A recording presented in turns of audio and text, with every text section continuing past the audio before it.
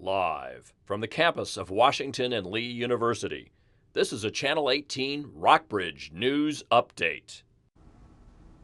Welcome to today's Rockbridge Report live news update. I'm Faith Isbell. This morning, UN Ambassador Nikki Haley announced that she is resigning at the end of the year. She gave no explanation for her departure, but President Trump said he knew it was coming. It's been really a long time, very intense, and she told me probably 6 months ago, she said, you know, maybe at the end of the year, at the end of a 2-year period, but at the end of the year, I want to take a little time off. I want to take a little break. Trump said he would announce Haley's successor in the coming weeks. Hurricane Michael is growing stronger and is expected to hit the U.S. Gulf Coast tomorrow. Residents are bracing for possible flooding, intense winds, and power outages from the Category 2 hurricane. Florida and Alabama have both declared states of emergency.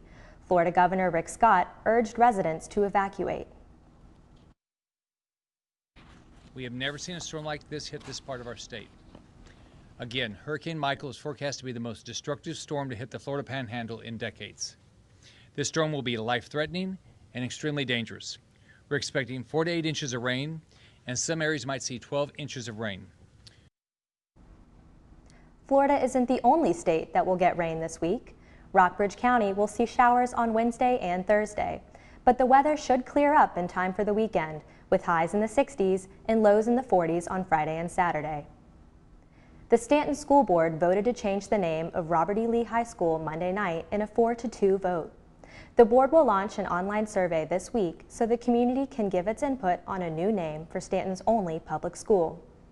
Many other Virginia schools are debating the negative impacts of Confederate names. Washington and Lee University's board decided in September not to rename the school or 2 buildings carrying Robert E. Lee's name.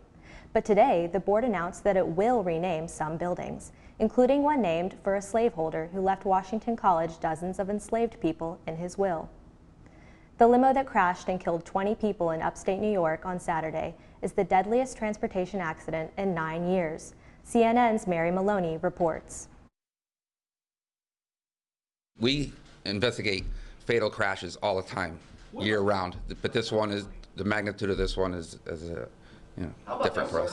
Chilling new details are emerging about the limousine, a modified Ford Expedition.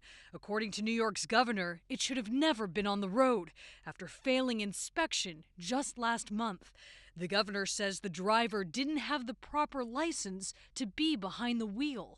In New York State, a limo with 15 or more seats available, excluding the driver, falls under the definition of a bus and requires a passenger endorsement. The focus for investigators now, the airbag control module, which acts like a black box for a car and can reveal details about the crash that remain a mystery right now. We don't yet know the cause of the accident, if it was a vehicle malfunction, if it was a driver malfunction, driver error.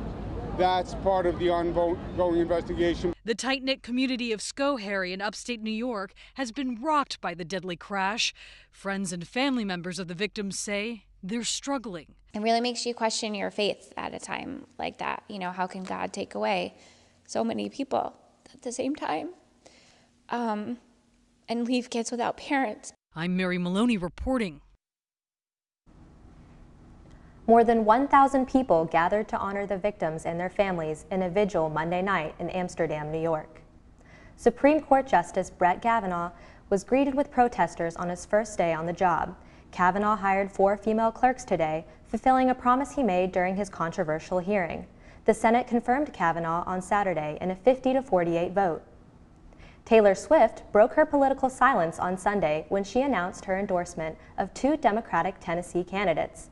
In an Instagram post, Swift said she would vote for Senate candidate Phil Bredesen and House candidate Jim Cooper. She also slammed Republican Senate candidate Marsha Blackburn for opposing LGBTQ rights and voting against the reauthorization of the Violence Against Women Act. Voter registration surged after Swift's announcement. Vote.org said 65,000 people nationwide registered to vote in the 24 hours after Swift's post. In Virginia, the last day to register to vote is Monday, October 15th. In the Roanoke and New River valleys, methamphetamine has overtaken heroin as a drug of choice. second only to marijuana. And the drug is not coming from Virginia meth labs, but instead from Mexico. Local police said that seizures of meth are on the rise, and so are fatal overdoses.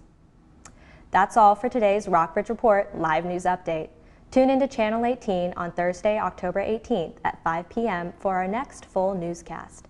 In the meantime, you can visit Rockbridge Report at wlu.edu.